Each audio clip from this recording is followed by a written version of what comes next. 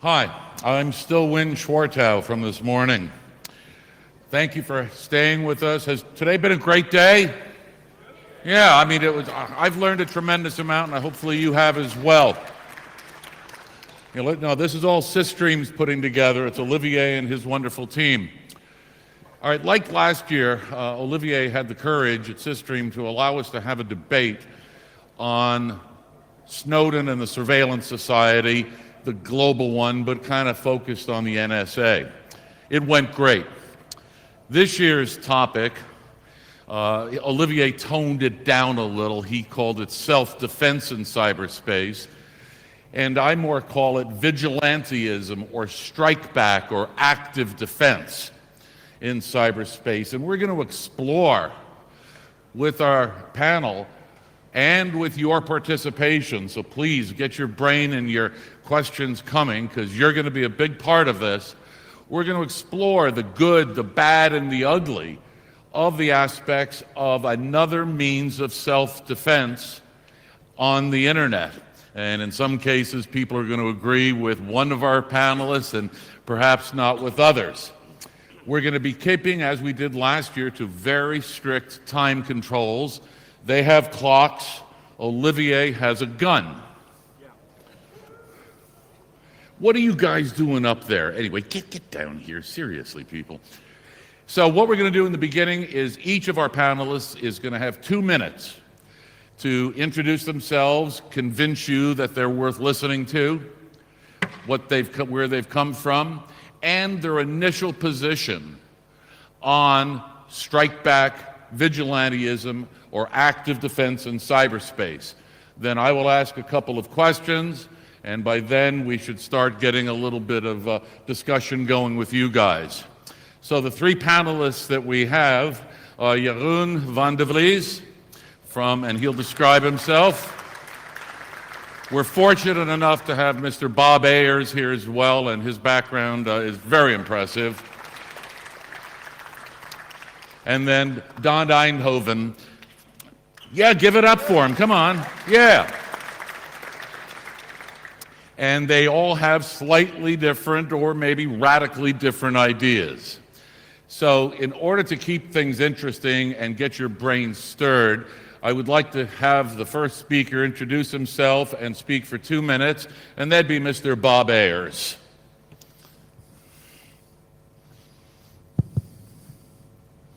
Good afternoon. My name is Bob Ayers. I was an intelligence officer for 30 years in the United States.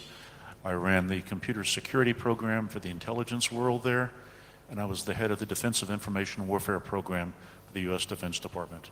15 years ago, I moved to the UK, and I've been working in the private sector and international security since then. When it comes to cyber vigilantism, as when suggested, if you're a victim of a cyber attack, you basically have 2 choices. One is to do something yourself, the other is to go to the police. If you go to the police, you need to anticipate what's going to happen when the police get involved. The first thing they're going to do is they're going to want to collect evidence. Remember, police don't protect you. Police only investigate crime and arrest the criminal. So they'll want to collect evidence. They'll want to get inside your computer network. They'll want to see what's happening. In some cases, they'll ask you to leave your computer open so they can monitor activity and try to identify the attacker then. On the very small chance that the police do identify the attacker, it's very, very seldom they even arrest them. And if they are arrested, it's even less frequent that they get prosecuted.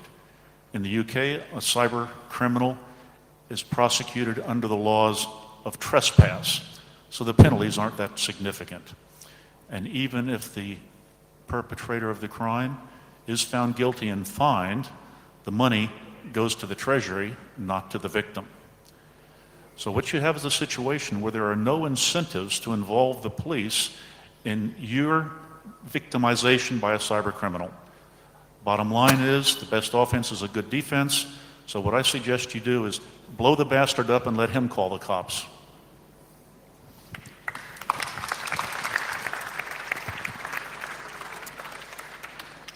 Now, Jeroen comes from a different background. Jeroen, your take on this, please. Okay, my name is Jeroen. I'm a contractor. I'm also working for a local government agency as a security officer. And my opinion about this discussion today is we have defense. Everybody has the right to defend themselves, and of course a company can do that. But offense, we must protect everybody, and we must do offense only by law and by the police. So I agree with you, the police can only take offense things to do in cyber. And of course we see the law, maybe everybody have read the Orlando Doctrine. Of course, that is US law, and if you see it in the European law, the laws are the same for cyber and for the physical world. So everybody can have access to and call the police. So we must not protect one company or one person. No, we must protect the society. And if we want to protect the society, I think the best thing to do that is to enforce law enforcement with equipment for cyber attacks and attacking back to attackers. So if you see that, and we must protect our society, we must collect and connect to each other. So if you're attacking back, and we can say that shoot them first and then call later, Bob, I think that's not a good approach to do that. So what I see now is we must do more and more together, and the world is changing, the physical world shifting to cyber, and the cyber is connected to the physical world. If we see the new coming up things like the Internet of Things, we must change this world, and we must connect to each other for making this thing and this problem thing to solve that. So for making the cure, we must connect to each other and help each other.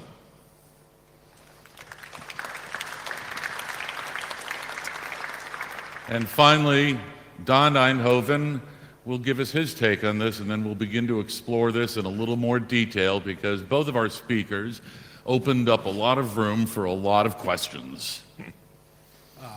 I'm going to add a few more, I think. So my name is Don Eindhoven. Right now I'm a lead architect for cybersecurity. I write and I speak on various conferences. I do a lot of stuff. I run the Dutch cyber warfare community, which is a networking community in the Netherlands for people that want to work in the cyber warfare industry. So there's a lot of members from defense, police, justice, a lot of commercial people. It's open for all in our business, really. So I do all that on the side. As to my stance, I believe that we are currently facing something entirely new, and that's not the first time this happened. Socially and culturally, I believe that we have only barely begun to scratch the surface of what it means to have the collective works of man at our fingertips 24/7, via the internet. And also socially and culturally, you can see that a lot of areas are just not really explored yet. So I equate this question with really the Wild West, the frontier. We have a whole new area to explore. There's no law and order there yet. And if anything, we can see that the figures of crime show that we don't have a grasp on how to deal with this yet. As you probably all know, some of this stuff that we do is pretty easy, because a lot of gaps are really easily exploited. That doesn't make the task for law enforcement any easier to protect us. Bob was right, do it after the fact, but still, it's a deterrent for criminal activity, and or at least it's supposed to be. And you don't see that right now. So my take is that we should at least acknowledge that we are, at least temporarily, not able to depend on the police for protection, and so we should be able to at least do something back. And that's my stance right now. Okay. Before we get to my questions, I want to give our panelists a chance to respond to each of the comments, and we'll do in the same order. Bob, would you care to comment on both of your colleagues' words? The principle of self-defense is fairly well established. You can defend yourself against physical attack. You can defend yourself against lethal force. There are many things you can do to defend yourself. It seems, however, when you get in cyberspace, the belief of some is that you no longer have the right or the responsibility to defend yourself, and that's abnormal, that's wrong. In cyberspace, you have to defend yourself, especially given the inability of anyone else to defend you. And the best defense is a good offense. Okay. Yes, Jeroen. the best defense is a good offense if you have the largest of resources and the largest of money in this world. So we must protect also our customers or our people who live in this country. So if you have the capacity and the resources, yeah, you can defend yourself, but that's not good for our society and not good for our economy. So we can put our hands together and make this world a better place. But to do that and keep these resources together and all the knowledge, also sitting in this audience, we can use it for the good things, and not only for attacking back and making cyber weapons, but we can do it better to put our hands together. Don? Well, the right to self-defense in the physical world is indeed very well established. But when we talk cyber, and I hate that word, but everybody uses it, so I'll keep using that as well. In the cyberspace, we can clearly see that our defenses are just not working. I mean, there's a whole room here of people that, on the whole, probably exploit these defenses mercilessly and pretty much at will. And if you're talking about, yeah, you have the right to defend yourself, but the defenses that are available to us now simply don't work. In the physical world, if someone attacks me or tries to mug me, I can actually hit back, strike back, and it doesn't mean offensive. You can strike back and not go out of your way to hit someone. You can still physically strike back when someone attacks you, but you cannot do that currently legally. Yeah, but Cyberspace now. Don, I will react on that. But who attacking you back? Who is that? Is that a country? Is that a person? Or who's the attacker? Is it your neighbor, the company that is hacked? So how do you know who's the attacker? So if you, knowing that, then you can hit back. In the physical world, you see the person, and you slam them or shoot them. That's not correctly in the EU, by the way. So Don, how you see that? Well, I want to bring this to a frame because both you and Bob brought up the issue of the physical domain and talked about the right of self-defense, and I want to kind of phrase it maybe a little bit differently for our panelists to comment on. I grew up in New York City, and part of growing up in New York City in my day was getting mugged. Somebody would beat you up, they'd hold a knife at you, they'd hold a gun at you, you give them your money, and back in those days they let you go. No harm, no foul. And that was getting mugged. Now, the law says in the United States and in many other Western countries, if that guy comes to mug me with a knife, I have the right, if I choose to do so, to remove his knife, remove his weapon system. If he keeps coming at me after I have removed or attempted to remove his weapon system, I can turn his weapons against him up to the point of justifiable homicide and self-defense. That's the way it works in the physical domain. I am allowed to remove my adversary's weapon system. Jeroen, why can't I have that right in cyberspace, please? Now, what I say to Don, you don't know who the attacker is. Is it the neighbor? Then he has malware on the computer. That could be. So you attack your neighbor company. And who is in control if everybody doing that and they make a lynch mob with some companies to attack another company? So how you prevent that? Bob? I think it's illogical that you're put in a position, as being suggested here, that if you don't know who's attacking you, you shouldn't do anything about it. If you're a victim and you're going to lose your business because of cyber attacks, and you don't know whether it was being done by the man down the street, or a guy in North Korea, or a company in Germany, it makes no difference to you as the victim. You have the right and the responsibility to protect yourself, and you don't have to know who's doing it to you to protect yourself. Bob, are you saying that striking back at my neighbor even though he was not the source of the attack, is okay?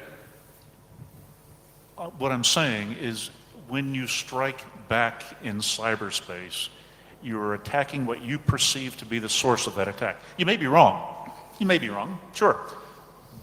But the alternative is to do nothing or call the police, which is worse than doing nothing because then you assume something might be done.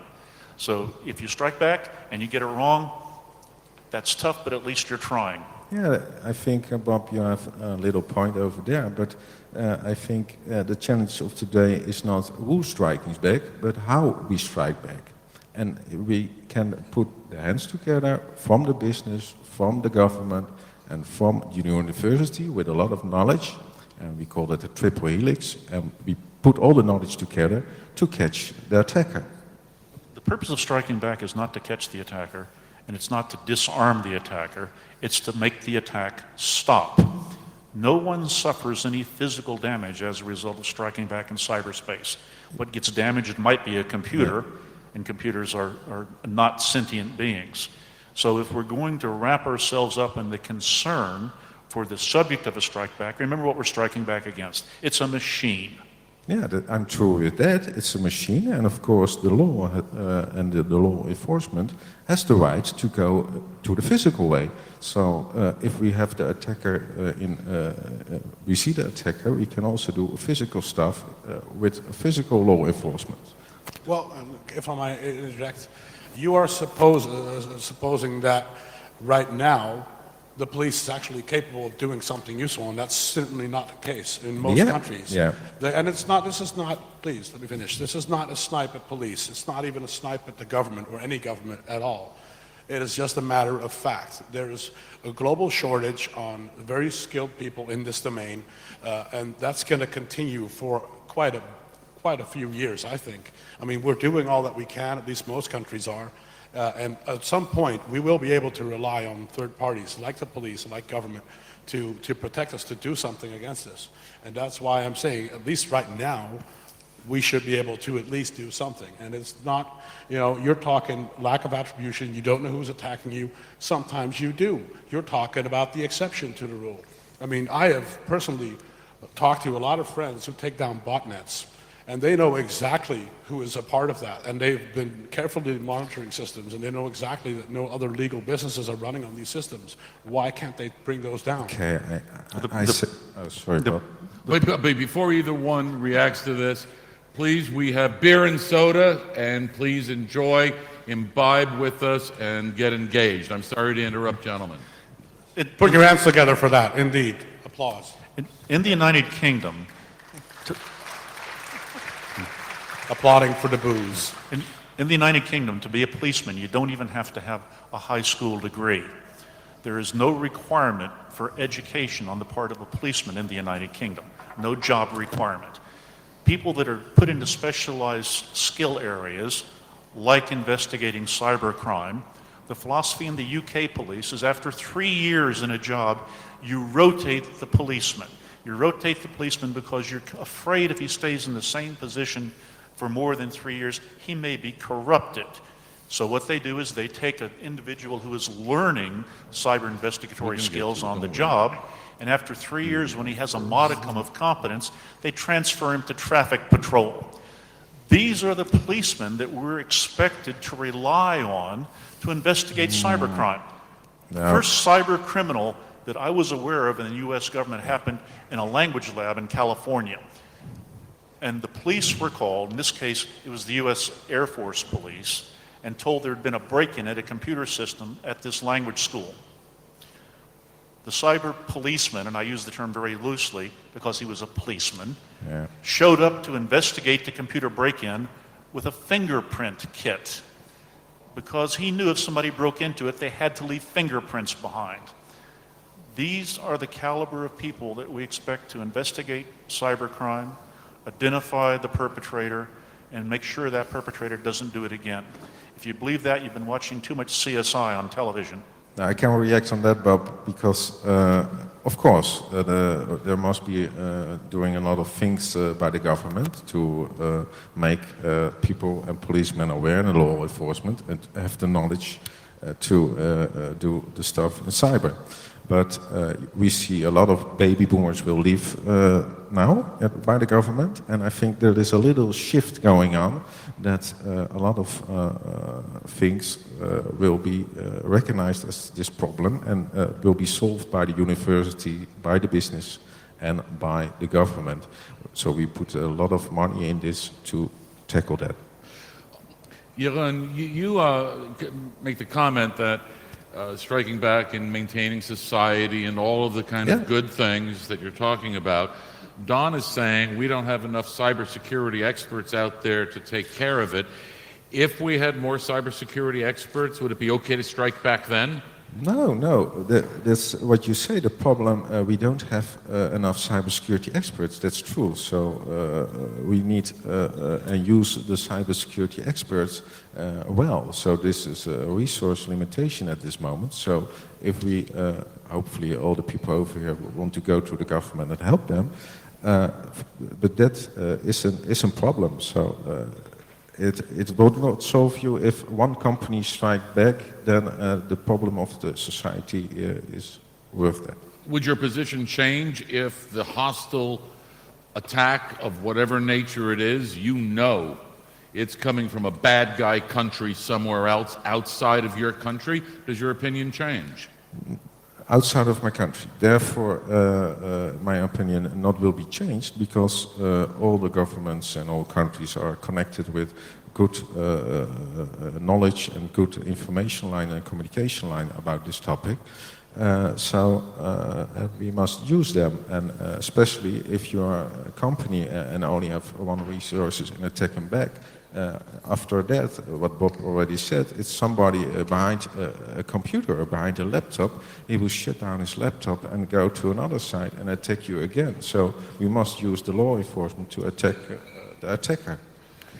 I have definitely something to say about that because, there too, internationally, the agreements between governments and police, they are just not at that stage yet. A lot of countries, and I don't want to point fingers, but I think we all know which area of the world I'm talking about. They don't really care about what happens as long as the hackers in that country hack outside of the country. The government and the police pretty much do nothing, even if they get a request from, say, Dutch police to act on something. 9 times out of 10, they just won't do it. There's books, Fatal System Error, I believe, out of the top of my head, they depict a story like that. This actually happened. They have proof, hey, we got a couple of hackers over there doing a lot of bad shit here. Can you go and pick them up because we know exactly who they are, here's the proof. And they did absolutely nothing. And this is a matter of international politics. Countries amongst themselves have to make solid agreements and actually honor them. And there too, we are not where we want to be yet. So there That's too, true. we have to make allowances for where we are now, because right now we don't have protection. Yeah, but not enough. Okay, I will react on that, but I think we must invest done in the long term and not in the short term. So, because the problem will not be solved if we put down one hacker in Russia before the and then if we invest in the university, we invest in the government, in the businesses, then we have a solution for the long term. Let me give you a real-world example of what we're talking about. One of the systems in the U.S. Defense Department was under attack, and it was under attack from an IP address that was located in Europe. I won't say what country it was because I don't want to get the boys in that country in trouble. But what we did was an experiment, and the way we conducted that experiment was we sent a request formally to the country in which the attack was coming from, asking the country to take steps to stop the attacks. And to do that, we had to write it down, put it in a nice letter format, send it from the Defense Department to the State Department, because the State Department's responsible for communicating with foreign governments. The State Department sent that note to the foreign government, and about 4 months later, we got a note back from the foreign government saying, we don't understand what you want us to do. In the meantime, we picked up the phone and we called the CERT for the country in which the attacks were originating and said, we have a problem, here's where it's coming from, can you do something to make the attack go away? They said, sure. and the attack went away the next day. And it went away because they struck against the attacker. So you can go through the formal processes, the countries that we do have agreements with, and the police that do work in this area, and you can watch that clock tick and tick and tick and tick and tick. It's like you're being assaulted in an alley, and you lay there and continue to get beat while you wait for the police to show up. Come on, give me a break. It doesn't work. Shoot him. Back in the 1990s, and Bob, I don't know if you were still there or not, there was a well-known group called the Electronic Disturbance Theater. And it was a collective of digital artists on the internet, and this is 20 years ago. And they announced on the internet that they were mad about the social injustice going on down in Mexico with one brand of their native Mexicans from several hundred years ago, and they were being mistreated by the Mexican government. They were mad at the US government for not taking enough affirmative action, for not standing up for these native Mexican tribes. So they announced on the internet, we on such and such a date at such and such a time are going to attack these DoD servers. Please download the tools from our website.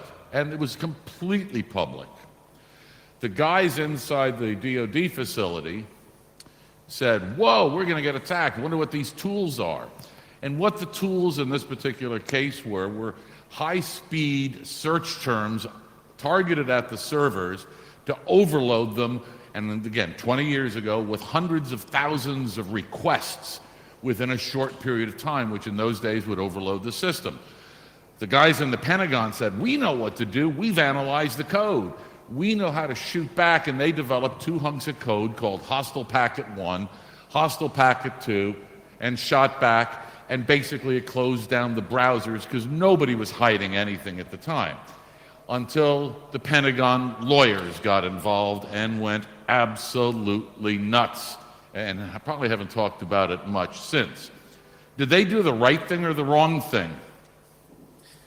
Yeah, I want to make, they do the wrong thing, of course, but yeah, don't want to make this a lawyer thing, but I think, again, in the physical world, you can call police, 911, and you can call the police, can do that. And that's the point what Don also mentioned. The police is not still available, or they are very busy at that moment. So that's a problem. I will give that. That's true. But to do it by his own, the company to attack back, first make it in the control way, so you don't want to go to a lawyer again, and then the attack back was illegal. So I think maybe in a good society we can call a cyber cop like that. Don, Bob? Oh yeah, I have a lot to say back. Yes, again, I mean, I was never arguing for not promoting connectivity between the people in this field. I'm not against developing more skills as a society. In no way should we stop those activities. In fact, due to the shortage of the specialists in this field, those that we do have should absolutely work together, and we should absolutely help each other out right now if you're on that side of the law. Obviously, the other side doesn't care that much. They help each other out a lot, by the way. I mean, there's a whole black market. Most of you, I'm preaching to the choir on this. So, I mean, even though, right, I mean, I'm not arguing to stop all that activity. I'm saying while we are still dealing with this problem and the solution that you propose is not there, that's the very real problem that we have right now. That's what Barb is saying. You know, taking the legal route just takes too long. It doesn't often work. And, you know, we need a practical solution in the interim, because we cannot wait for the action of other third parties to take it from us. I don't believe that we're in an interim position where things are going to improve. The very fact that to be an effective cyber policeman, you have to have a good skill set, you have to have a lot of experience, and you have to be pretty smart. And those are the things that are much in demand in the private sector. And if you're an individual with that skill set, you have the choice of going to work for the police at a starting salary in the UK of £18,000, or you can go to work in the private sector with a starting salary of £50,000. And if you are as smart as you think you are, you're not going to choose the police as your future employer. So I don't think we're in an interim situation. I don't think it's going to get any better. Actually, I don't agree. I mean, that's all short-term vision. I mean, if you look at any area of IT or information technology as a whole, and this is really not that different from everything else that we've gone through. Back then, electricity was new, right? And people that were able to work with it and manage it, they commanded huge salaries.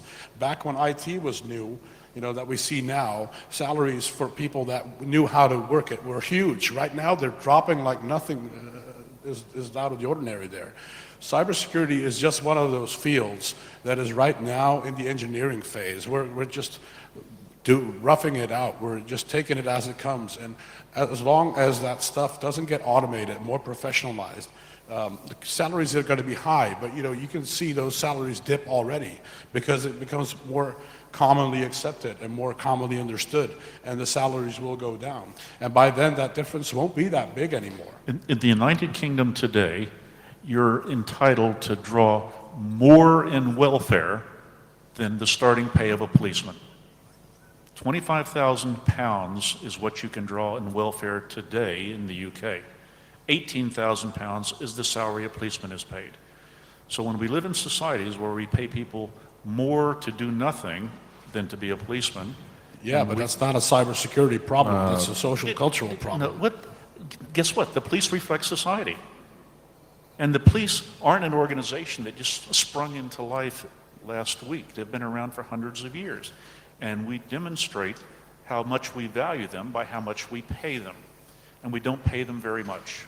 Well, we pay police officers a lot more than they just start out. There's police specialists. Detectives make more than the average police officer, and there's specialists that make a lot more than the average police officer. They have ranks, and, you know, they have different salaries. And, you know, there too, I mean, right now, cybersecurity is a specialism. They'll pay you more for that. I can also react on that. Of course, salary is important, but we have all people want to do something for the society. Just don't only focus on salary. Would we agree fundamentally that private sector cybersecurity people make more money than government, no matter what level it may be at, and as a result, they hire companies like FireEye or Mandiant at the going rates that they would have to pay anyway if they stayed employed because the government didn't underpay them? Can we agree with that? Probably, yeah. Yeah. So we have three agreements that we're paying the same amount of money to hire it out to private contractors instead of keeping the services in-house. Fair enough. Jason Street, I believe, has a question that he wants to kick this off with. Stand up and do it loud, Jason. We know you have it in you. Stand to be recognized, Jason. That's not what I heard.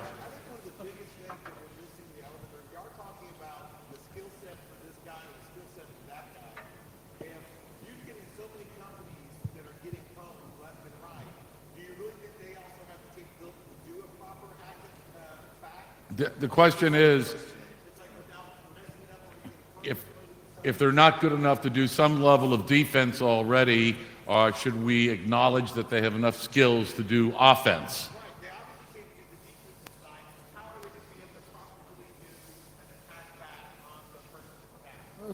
It is a hell of a lot easier to be offensive than to be defensive in cyberspace.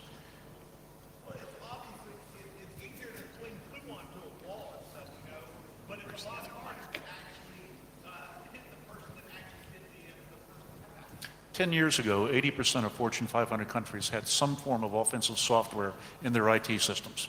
All right? Now, they didn't put that there for no reason. They didn't put that there thinking, I'm going to put it there, but I'm never going to use it. You kind of really have to look at reality. Whether it's an effective strike back or not, whether it actually accomplishes what they're trying to accomplish or not, doesn't mean they're not going to try. I think this is more of a supply and demand thing. I mean, right now, I don't know of any country that actually allows the striking back. I mean, as soon as this becomes national law, companies might actually start investing in people that are very capable in doing offensive stuff. I don't know. We haven't tried. I don't think anyone knows right now.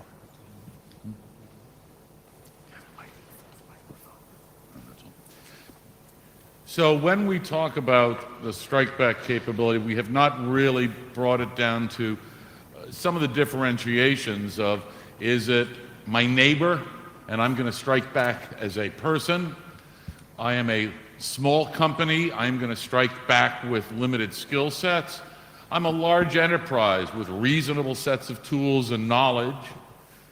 Or the government. How do your opinions vary based upon the person or the target? Individual, corporate, small, corporate, big, or government? Does it change? I can react on that. For this company, a company is always connected to a sector, so it's part of a network. So what do you mean? Is that this company will strike back? He can also ruining the sector. Okay. One of the biggest threats to large corporations today, especially in the defense arena, in the science and technology arena, is the People's Republic of China. They've been extremely effective at penetrating large computer systems. And guess what? The victims are the ones that the government turns to and says, you're responsible for not letting these people do what they're doing. Mechanically, there's some things that can be done. So in effect, the government today is turning to the Lockheed Martins, the Northrop Grummans, the Thales, the British Aerospace, saying, it's your job to go stop those dirty, rotten Chinese from stealing everything that's in your systems. The government's not stepping in to even try to deny the Chinese. The government is turning to the victims saying, it's your job. And once you turn to the victim and say it's your job to defeat these people, then you can't very well say, but these are the only tools you can use to defeat them. Maybe this is an American thing, but that's not necessarily true. In the Netherlands, the Dutch MOD, if I recall correctly, Jeroen, if I'm wrong, please correct me, I believe that they stated that the military will defend itself and the military-industrial complex. So those companies actually do get help from the military, such as it is, because I don't believe, that they have the capacity to protect all these companies anymore than they can protect themselves. Not in the U.S. U.S. Try. Okay, that might be a national difference. I don't know.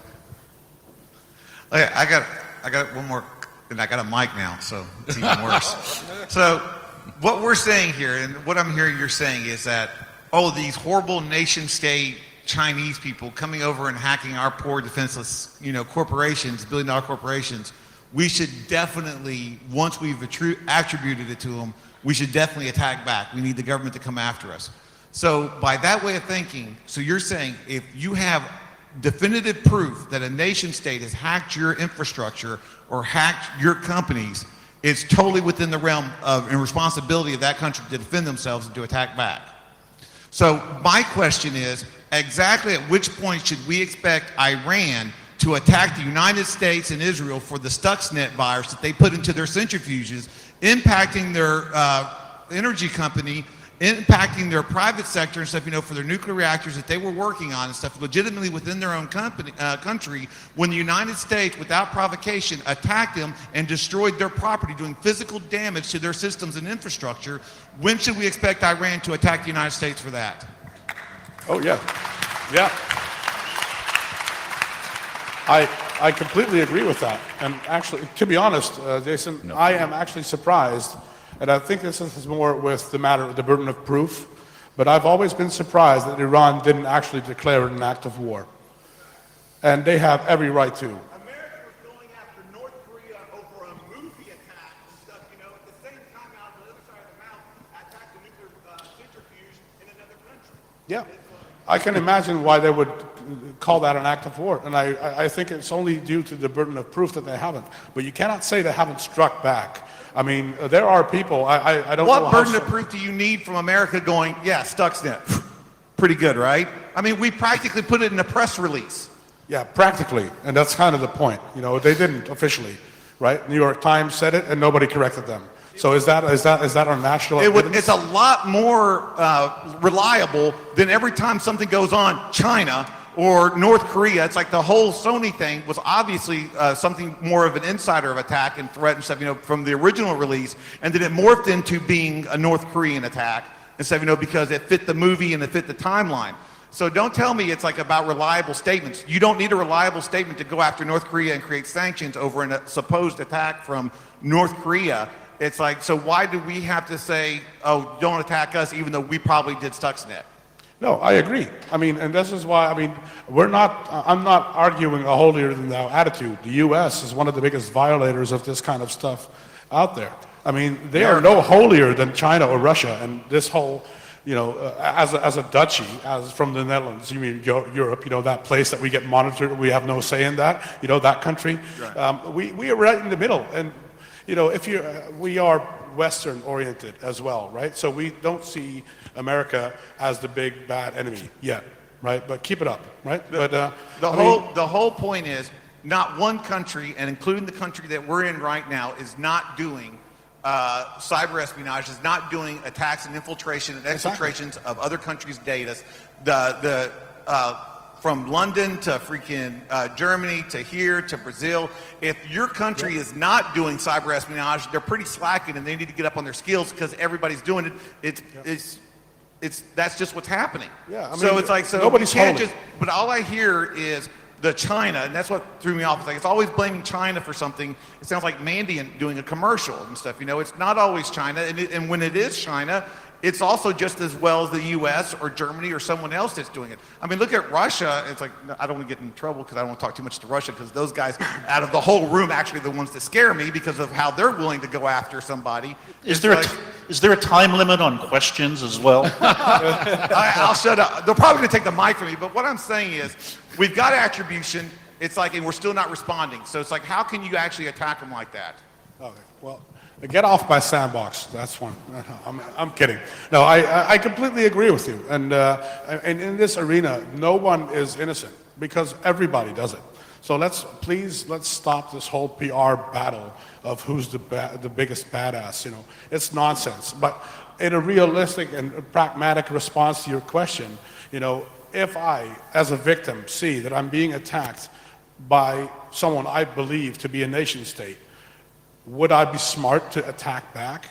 I don't know about you, Jason, but if I face off with someone who's like 3 times my size and has like 500 pounds on me, I'll back down.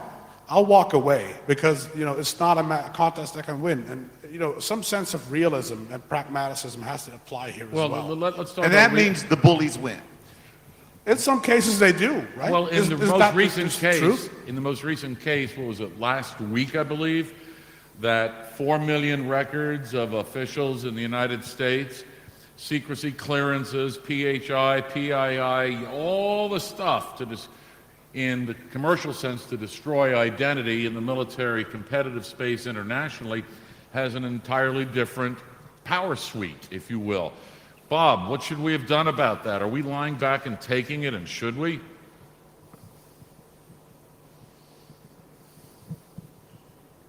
I can't say what we're doing right now because I'm no longer on the inside. But you know what we're doing. When I was on the inside, what was publicly known and what was held within government itself were 2 entirely different things. The government, whether it's the U.S. or the U.K., of which I have worked with both of them now in this area, what they say publicly and what they do privately are 2 different things. They're very aggressive privately and very passive publicly. Jeroen, should the U.S. strike back at China for this latest hack? Yeah, maybe they're doing it right now. We don't know. But yeah, if you say should they, of course, I'm not a person of cyber intelligence and attacking an armies like that. So my personal meaning is, yeah, of course, if somebody attacks you, you can attack back if it's for country purposes and to protect your persons in your country. So you can do that. So back to the question that Jason raised with Stuxnet. Was Stuxnet, assuming that the lineage of it traces well back to the U.S. and Israel, which is reasonable to consider right now, was that a totally provocative act on the part of the United States that was unjustified? That's a really Depends good who you're asking the question Of course it's a huge question. That's why you're here. If you ask that question, Wynn, to the state of Israel, they'll say, no, it was justified. No problem. If you ask that statement to Iran, they're going to say no. So who are you asking the question to? Because the answer depends on the perspective of the person or the state you're asking it to. If the person or state feels threatened by Iran, they feel threatened by the potential of nuclear weapons development there, they're going to say, of course it was justified. So, you know, you've got to be a little bit more precise when you're asking questions and just throwing out these sort of, well, what color is blue type questions. I'm colorblind. I don't know what it looks like. That's why you keep asking everyone. This is a very difficult field, and this is largely difficult because it's new. These are, cyber geopolitics, if I may stick the word cyber to an art that is very well established. This is new territory, but the act of war itself is not. And in this game, it's kind of like it's kind of like watching Godfather. Real power isn't given; it's taken, right? And it's the having the right is not a question that is being asked by nations, and nor should they probably, because they believe that it is in their ultimate best interest to act. And if that urge is strong enough, they'll simply do it. And that is why they are a country, and that is why countries go to war sometimes. It's just that way. Is that good? I don't know. Is it sustainable? I don't know. But that's just the way the world works right now. And cyberspace, in that regard, is nothing new. Some countries will do something that, is frowned upon by the rest of the world, and they'll still do it. And in this case, they've gotten away with it, pretty much. Well, in addition to Stuxnet, there was a rash of Iranian nuclear scientists who kept meeting with accidents, and the accidents were usually caused by a 9mm bullet in the head. And although there were suspicions at the time that these assassinations of Iranian nuclear scientists traced back to Israel, those were suspicions, I would suggest that that's probably more provocative than Stuxnet, but nevertheless, no one did anything in response to that. So I think the fundamental issue is when you're engaged in things that you perceive to be threatening to your national survival, whether it be a nuclear weapons program, biological weapons program, economic warfare, if you feel threatened, you're going to react. And you're not going to go look at the law books to see whether or not you're doing something according to the Geneva Convention. You're going to survive. I believe we have a question over here. I think I'm just gonna. It's a remark and a question. We should drop the Stuxnet thing because we're talking about maybe ifs and stuff. Let's take something more recent and more public. Gemalto. You guys are from Dutchland. Yeah? You're Dutch rather. Okay, Gemalto. We know who did it, right? Yeah. 90% per chance that it's NSA and GCHQ. Yep. So cool. So you Dutch guys are being bullied, and you're okay. We're good with it. We're not doing nothing. Now talking about Geneva Convention, and I'm hearing conventions being drawn and stuff. Since 1948 or something like that, we have laws telling us that we must defend ourselves, that we must stand, and I'm going to link that to something the gentleman in white shirt said earlier. You said that you don't know who attacked you, you're not skilled enough, etc. No, I don't say you're not skilled enough, but the attacker is not visible sometimes because, he's so good. So it can be your neighbor because he's infected by malware or like that. Yeah, well, policemen sometimes, don't qualify their physical attacker, and they shoot innocents.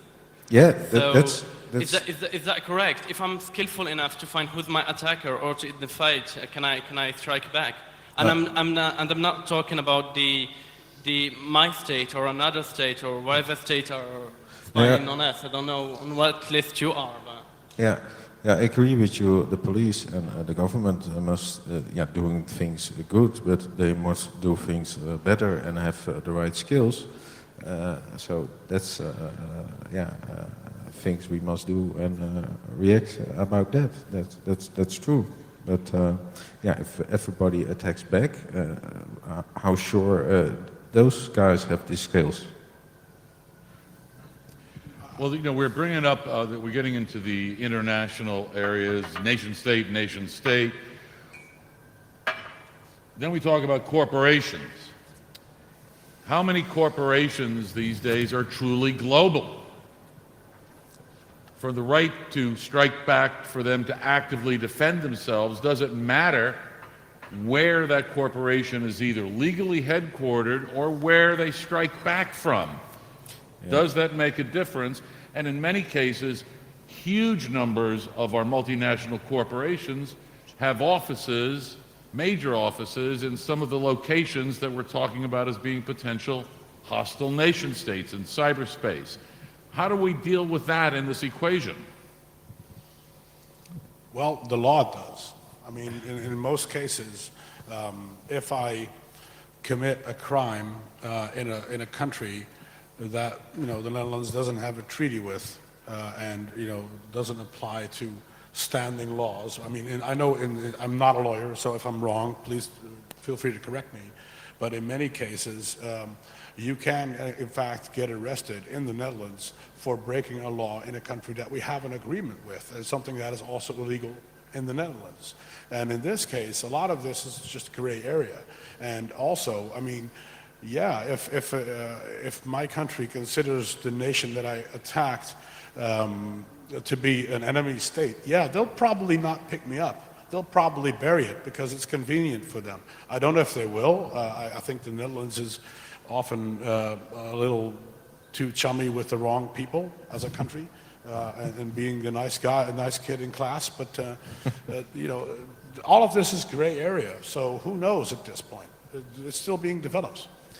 If you're going to engage in intercorporate warfare, where company A is going to strike back at company B, the simple solution is for company A to open an office in North Korea, for example, where it's not illegal to do that. And then there is no legal issue because it's not illegal where you're performing the action. Yeah. And also, I'd like to bring back, you mentioned Gibraltar. And I thought that was interesting because indeed, you know, that's, you know, more or less being shown. I don't know how solid this proof is, that this was NSA and GCHQ, so the Americans and the Brits working together. And they are basically just preparing the battlefield because they didn't really care about Gibraltar. They wanted to be able to decrypt the communications on their network, and not just their network, but all the telecoms operators in Europe. Is that legal? No, it's not legal by our standards. But, you know, in the U.S., the whole Snowden thing, and I know you warned against this, but in this case, he opened the door. In the whole Snowden case, you know, it revealed that most of the surveillance, you know, let me put it this way. We, as non-U.S. citizens, have absolutely no legal standing in the U.S. We were never even considered whether they thought that would be legal. They declared it legal by American legal standards, but we never came into that equation. They didn't even discuss whether or not we had a voice in this. And that's just the way things go in international politics. So if you're talking about, you know, would I be able to fend off a nation state as a company? Probably not. Is that my responsibility as a company? Maybe not, but that's a whole different debate. Where do we call in for the government to help us and where don't we? When is it cyber warfare and when is it cyber crime? We don't know. It's very hard. There's a lot of gray area there. Well, this brings up an issue that I think Bob mentioned a little earlier, was the concept of escalation. Do we have a situation in the world today where a private organization, no matter where it may be based, whether it's global, U.S., or any other country, that could actually cause a trigger to a major international incident that would become a kinetic conflict. How would that occur? I know there's been a great deal of talk about that, especially in the last 6 or 8 months. Let's use an example. If we use the North Koreans. That was one of my areas of interest back in the good old days.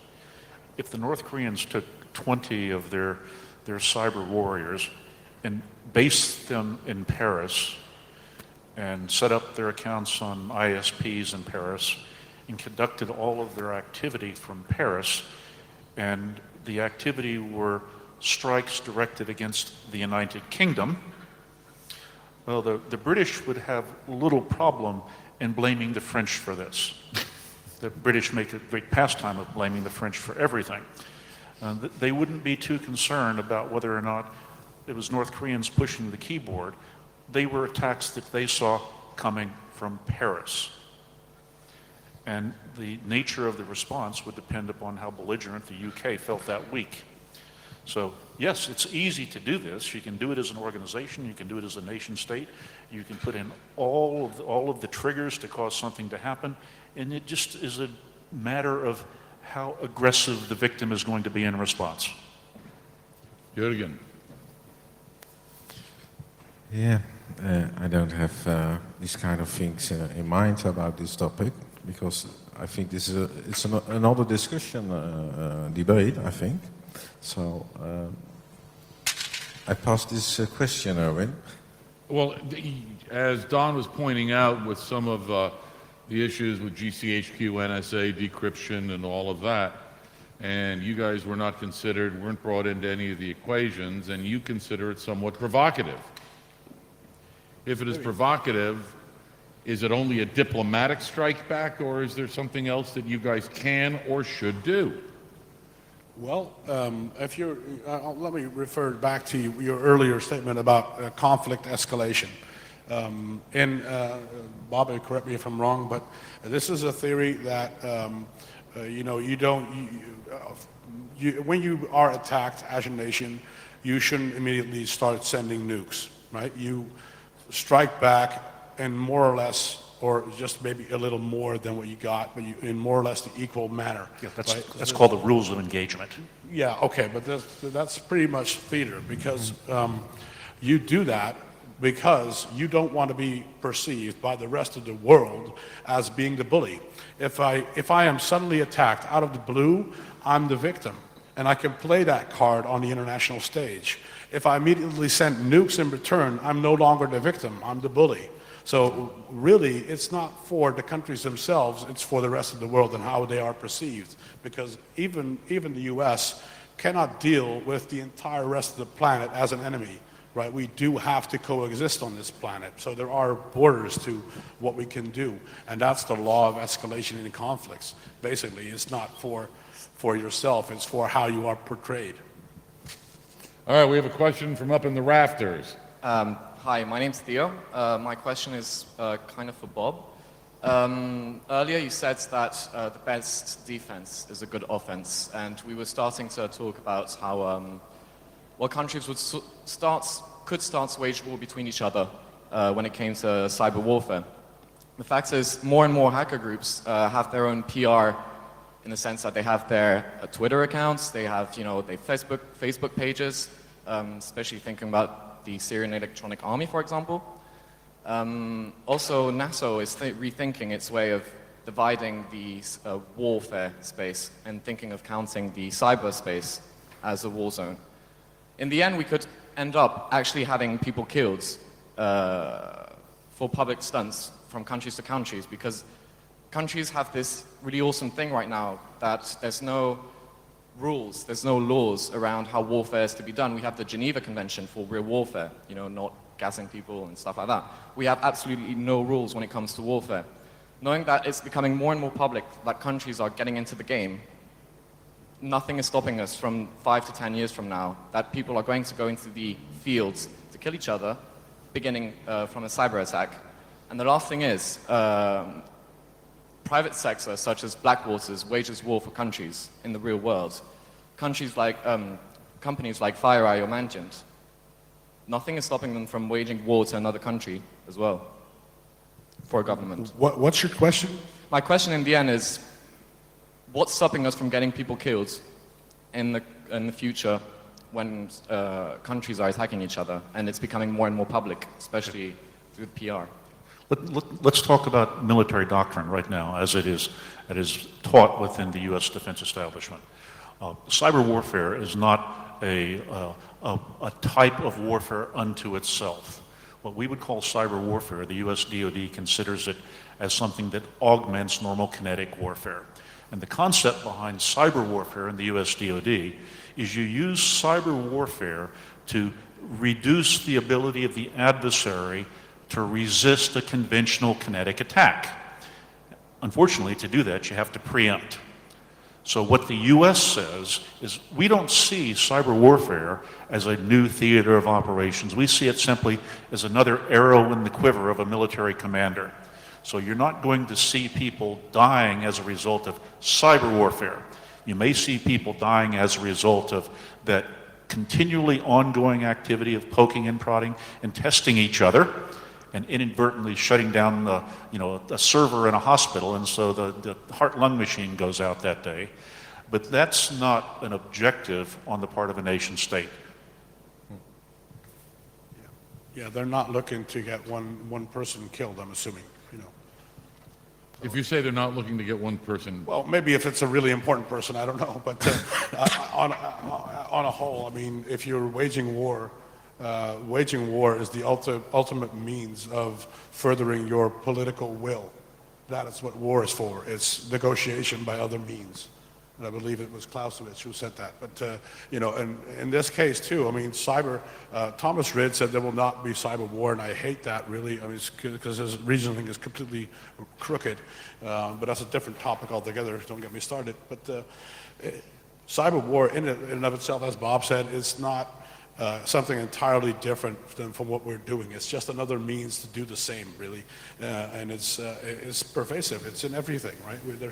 Have you ever seen a pure air war? I don't believe we have. Have we ever seen a pure land war? Maybe in the Middle Ages, but not now. So now cyber is just a component of the rest. In the first Gulf War, although it wasn't really emphasized in the media, a very interesting thing happened just before the U.S. and the coalition launched airstrikes against Iraq.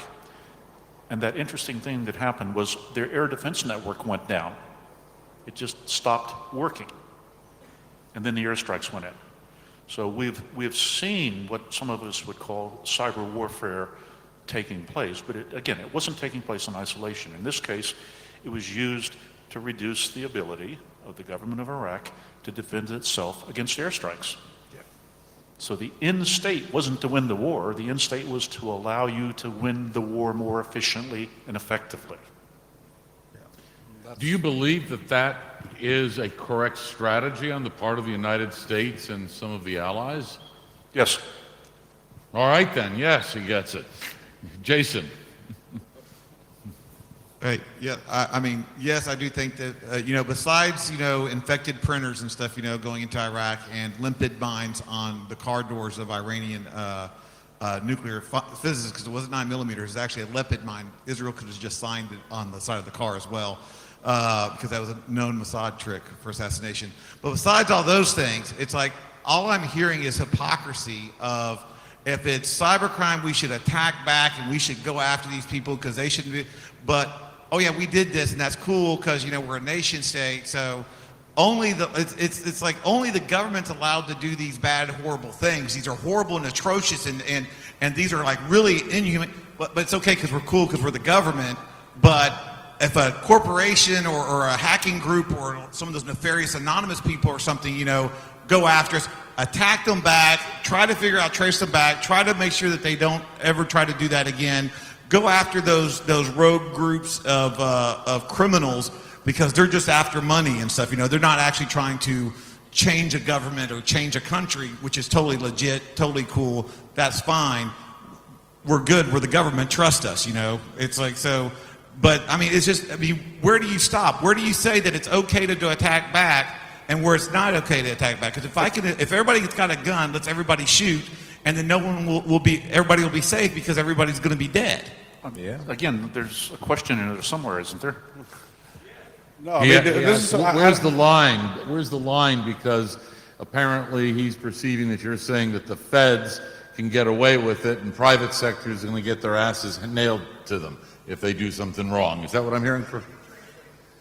Yeah, I can do it in 7 words, Jason. No problem. no, I mean, this is, I'm not condoning anything. I mean, I'm just acknowledging that this is being done. And I don't know, maybe if I'm especially gifted, I am able by myself to successfully attack a nation state and get away with it. Should I do it? I don't know. Is that a question I should be answering or my lawyer, right? And I know, if countries go to war, should you as an individual get into the middle of that? Or is the chance really, really high that you're just going to get squashed when titans fight?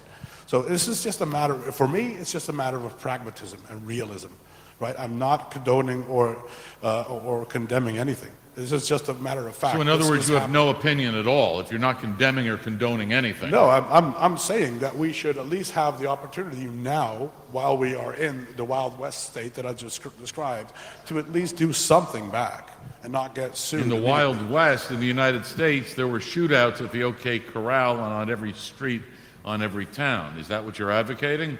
That's not what happened back then, was it? Yeah, it is. No, I mean- And when is the last time you went to the 1870s? Whoever said, that when everybody carries guns, everybody's a lot more polite to each other? I don't know who it was, but, this was based on that. This was based on the Wild West. When you're armed, people treat you differently. I mean, if you have a weapon, this is probably in human nature, but most people feel very much empowered and are also more likely to actually do something with that power. So is it a good idea to give everybody guns? Maybe not. And this is very anti-American, I know. This is not your way of life. But, but it's also not determinate because in Canada you have pretty much the same gun laws and there's a lot less crime with guns there. So there's also a cultural aspect to that. I mean, there's so many variables in this story. It's not an easy yes or no answer. It's not binary when to talk about your rants and raving about analog security. It's not black and white. I think there's a question up here before we get over here. Yes, short question. What is your point of view regarding the Russian company who propose as services to defend your company against an attack? I'm not quite I getting didn't that. really follow that question. I'm sorry. It's Oh, you're saying echelon? Yeah, a Russian company who propose to defend your company against an attack. Do you?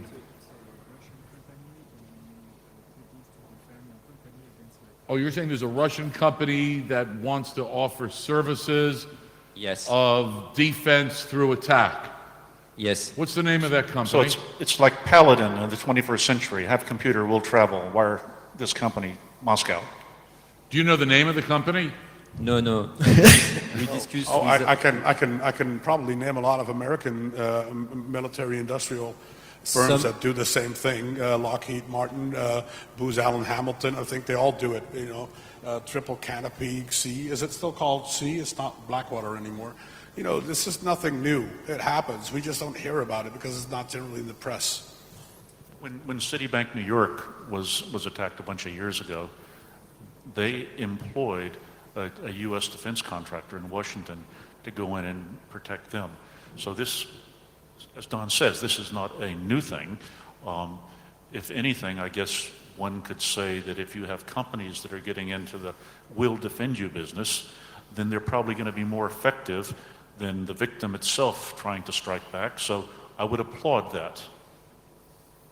Now, one of the things that happens in the U.S. legal system is if Bob gets into trouble and hires a lawyer, Bob's going to tell the lawyer, I don't care how you get me out of trouble, do it.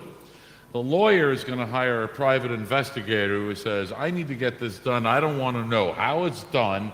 Just take care of it. And the private investigator is going to go hire a criminal to do it. That's the way it works in the United States.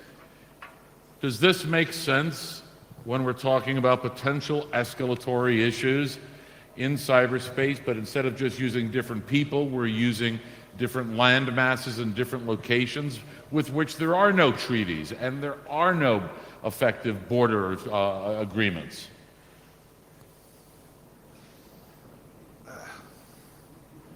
There's so many aspects to that question. Of course there are. Which aspect would you like to have addressed first? And Sorry? maybe then one of us can address it. Ultimately, it's how many people can you hide behind in order to get this done, and should you do it? Well, the number you have to hide behind is very small if you're clever in choosing your base of operations. You know, if you want to wage cyber war or cyber terrorism or economic crimes against the United Kingdom, all you have to do is base your operation in Zimbabwe. And the first time the Brits call up Robert Mugabe and say, we need your help, he's still going to be laughing as he hangs up the phone. So there's no hide behind necessary. You can do it publicly and openly as long as you carefully choose where you're going to operate from. Questions? Over here, please. Again, remark question. You guys seems to be, or we seems to be lost when we're talking about warfare. I find it kind of easy, you know, because sometimes when some countries or when some groups do some bad things, it's not torture, it's not war, it's not genocide, it's not nothing, you know. It's police enforcement, it's freedom preaching, it's helping those damn under N-words wherever, you know. We've been doing this for centuries now.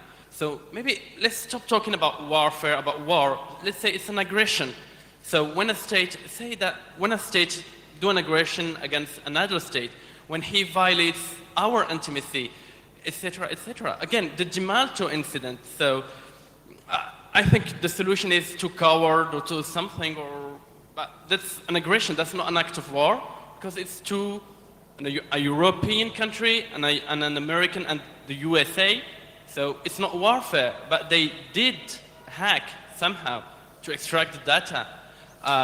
It's not an active aggression, but when Google, when Microsoft gives your data, you European people, or to American companies, to American DoD parts or whatever, that's an aggression. And that's not war, because we're allies, guys, right? We're allies with the States. But that's an aggression. And can we strike back or not? And when the government attack me, can I strike or not? Well, let's not confuse the normal business processes of states and companies, for that matter, with those normal processes once they are enabled or furthered by some form of technology, cyber, if you will. States have been spying on each other for hundreds of thousands of years. And they've been doing it with people, or they've been steaming open mail, or they've been listening to the telegraph wires. And now we just have another aspect of how states spy on each other. Is it right? Is it wrong? I don't know. I don't really care. I just recognize it is. That's the way they do business. Companies do the same thing.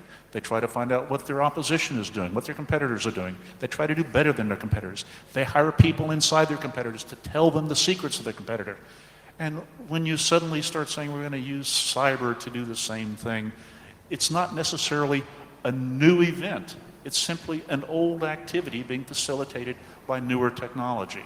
So we have to differentiate between those activities that are technology enabled and those activities that are purely attributable to the presence and capability of technology.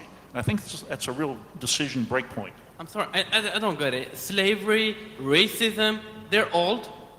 Why are they? My question is, why is it legit when it's the government or when it's the state? Or it shouldn't be legit in a way and not in another one.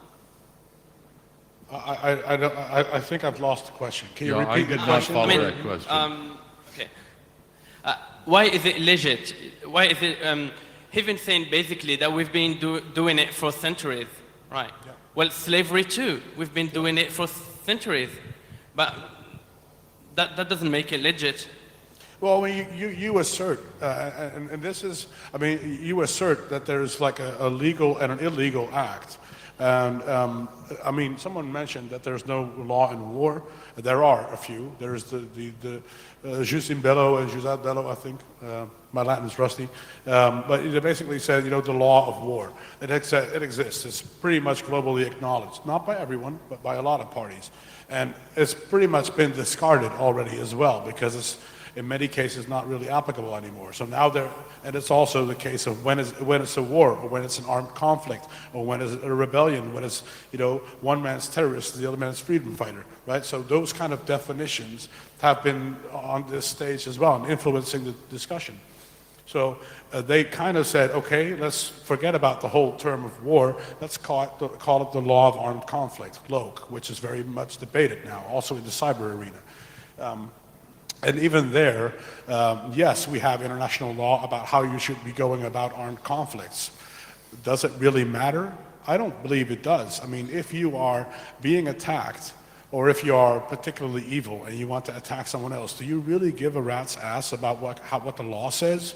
Nation states don't really care about that. They only care about the fact whether or not they're going to be A, seen like the evil guy in the planet and get shit on by everybody else, or B, can they get away with it, you know, without anyone noticing? Those are the key elements of this. So when you say, is it legal, is it illegal, this is not a question you should be asking, because countries will do what they do anyway. And if they can get away with it, if they can bury evidence that it never happened, stuff like that, they'll do it. And the question of legality never comes into it. How do you make a distinction between a confidentiality attack and an availability attack, particularly against potentially critical infrastructure? You screw up with the dam system and the dike system in Holland, you guys are underwater. Would you shoot back to protect the country? Of course, we shoot back. Now you would shoot back. Of course, we must protect the country. Yeah. So it's a definite, earlier you didn't want to shoot back and now you're okay. No, and what I say, it's not who we're going to shoot back, but how we're going to shoot back. So, and who is always the law enforcement. Bob, how do you view the difference between an availability attack and a confidentiality attack? Speaking as a retired spy, confidentiality attacks are the best of all worlds, because you're not destroying anything. What you're basically doing is stealing information. And ideally, you steal information in a way that is unobserved by the person that owns that information. Whereas an availability attack, you're actually trying to disturb the infrastructure, which is very noticeable to the individual or to the victim. So as a spy, the best thing you can do is to do stuff that is never noticed by the victim. Any other type of attack in which you're trying to destabilize the victim's infrastructure is very noticeable. Hence, as a spy, it's not a very rational and practical thing to do. Don? Oh, this is too theoretical for me. Can you move on? Move on. Jason, he wants to say something again. I'd like to. Oh, I love the way Bob just went. Can we pull up a chair for this man here? Because he's so often. I would like to say, it's like instead of digressing about nation states and all this other stuff, let's take all that off the table. Okay, so we're not going to argue about striking back. We're not going to argue about the moral ethicity of doing that and if we should do it. My whole question is, how do you do the attribution correctly enough to? Do you know how cheap it is to get a proxy net going out of China? It's like, I mean, 80% of those machines over there running Windows are pirated and unpatched. You've got the Shanghai hackers and stuff, you know, in battle with the groups and stuff in Beijing, fighting over the resources and the botnets, and then selling them out to the North Koreans and the Russians and the Romanians during the Orange Triangle. So you've got all this other stuff going out.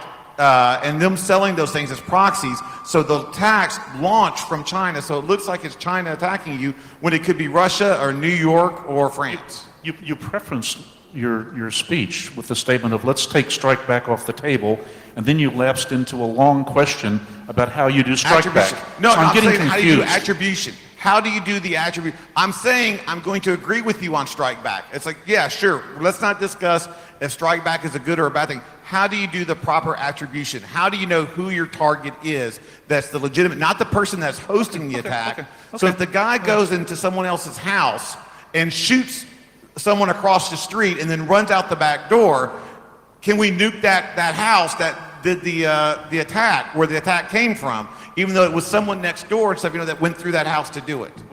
Would you like an example of how you do that authentication of the Oh, please source tell me content? about attribution. Okay, I will.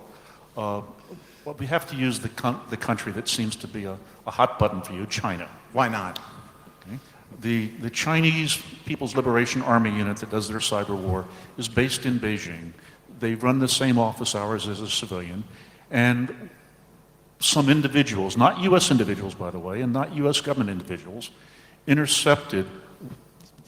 You know how the Chinese have been striking? They use directed email, get inside a machine, then they download that information to a server, and it sits on the server for a while, and then someone in Beijing comes up and harvests the information off the server and takes it home.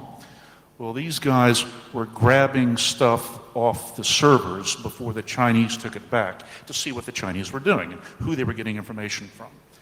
Well, one of the little guys in the Chinese PLA cyber espionage office was testing his system. And what he did is he loaded information on the system that was the repository for information before it was downloaded back to China. And what he was putting on there were documents and screenshots from his own system.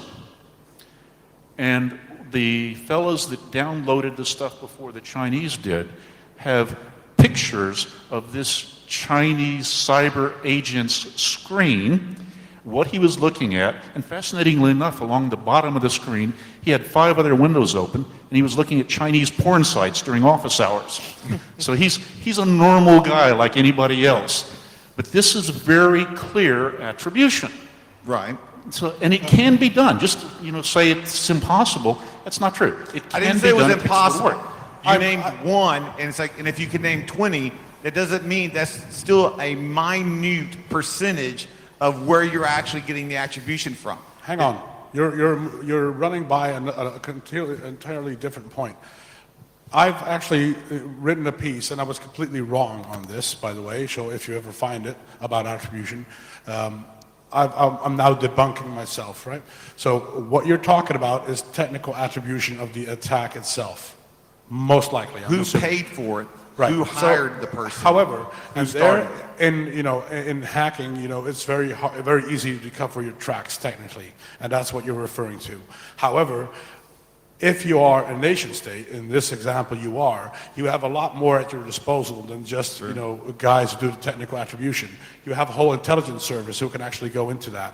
So what Bob is saying really is, hey, it's not the techies who go after attribution, it's the intelligence guys who do everything around them. They check forums, they intercept communications, they do investigation, surveillance of the people involved physically, right? There's a lot of more ways to find attribution than technical. So by that answer yourself, you're saying that the only way a company or a corporation can do an attributable positive attack and a hack back on someone is to hire a nation state to give them the proper attribution so they know who did it. Or maybe a private military company or another company that has that skill set. I'm not saying this is a generally available skill. I'm just saying that there are ways to attribute better than just the technical attribution, which indeed is very hard. But there are ways to go around this. And yeah, maybe not everybody can afford it. Maybe not everybody has those resources. But it can be done. As we get towards the end of this debate and get ready for the gala that Olivier and Systream are providing for us, I want to let each of our panelists react or answer a question. They've all had great opinions. Some are really good, some others maybe really bad. I don't know. But given you can design the future, you are the God of law. You can tell the planet, here are the rules of engagement for everything we're talking about. What would they be? Not fighting symptoms, but finding a cure with each other, with the government, with the public and private sector and the university to get more people skilled and have the good knowledge to make a good solution of this problem. But how long will that take? I don't say it next week. Yeah. Yeah, no. No, he did make a distinction earlier between short-term and long-term future. You're right, Bob. We must act now, and the government all doing that now already in the Netherlands. So Bob, is this really the Wild West, or is there some way, some set of laws, is there some set of rules of engagement, as you use the phrase, that we should all be operating by? You know, we've got laws now. We've got laws against rape, and we've got laws against murder, and laws are nice, but you know, they don't stop people doing the things they always do. If the question is, how do we remove the anonymity of people operating in cyberspace? I mean, fundamentally, that's what it boils down to. Your concern with attribution and your concern of differentiation between individuals, organizations, and nation states. It boils down to attribution linking to the individual. Now, how do you do that? The Brits at one time were advocating issuing an ID card to everyone that they had to use to log on to the network. And in the far off future, you know, maybe in a world that is not here yet, we could ensure that there was a relationship between your DNA and your ability to log onto the machine, so that your DNA was made permanent part of whatever activity you're doing online. That removes the anonymity. So I need a pinprick every time I log on so they can do that. Or you need to lick your mouse. Lick my mouse, all right. Oh, God, here we go. Don? What needs to be done? Wow.